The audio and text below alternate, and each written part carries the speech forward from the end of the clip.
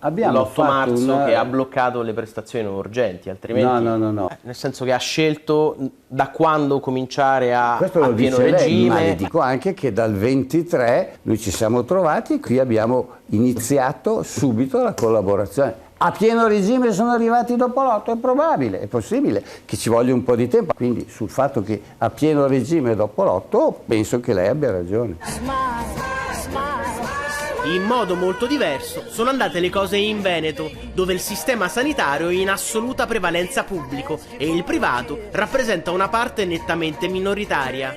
Veneto e Lombardia hanno avuto lo stesso giorno i primi 2 focolai Covid d'Italia, ma mentre in Lombardia la curva dei contagi è schizzata verso l'alto, in Veneto è andata subito stabilizzandosi.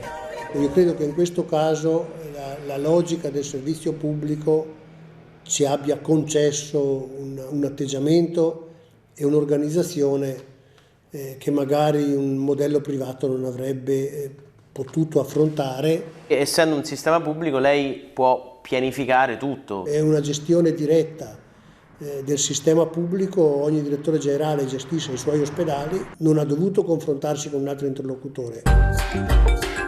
Negli ultimi 10 anni il Veneto ha fatto una scelta diametralmente opposta rispetto alla Lombardia. La spesa nel settore della sanità è infatti aumentata, ma si è ridotta la fetta di soldi che va ai privati, passando dal 27 al 16%. Di certo la scelta fondamentale è stata sempre quella di difendere il pubblico. Ho fatto la scelta di avere i privati, di bloccare e quindi mummificare la parte dei privati che ho trovato. Le dico anche di più, se c'è qualche privato in Veneto che vuole vendere, noi siamo disposti a comprarlo. Perché lei ha fatto questa scelta, investire sulla sanità pubblica in Veneto? Perché io l'ho sempre definito un segno di civiltà. Qui da noi sicura, e in Veneto in particolar modo, non si guarda il colore della pelle, non si guarda il censo, non si guardano le scelte politiche, religiose, sentimentali, si curano tutti. A differenza della Lombardia, qui in Veneto i privati ricevono soldi solo se rispettano rigorosamente gli indirizzi e le richieste della regione, quindi non possono scegliersi le ciliegie migliori.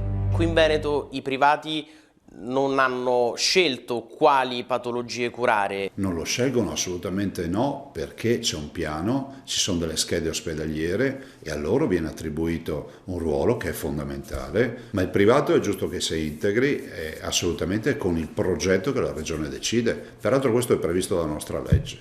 Lui dice che la sanità pubblica deve essere centrale e che il privato, se esiste, deve fare quello che dice insomma il pubblico e basta. La direzione verso la quale io sto andando è proprio quella che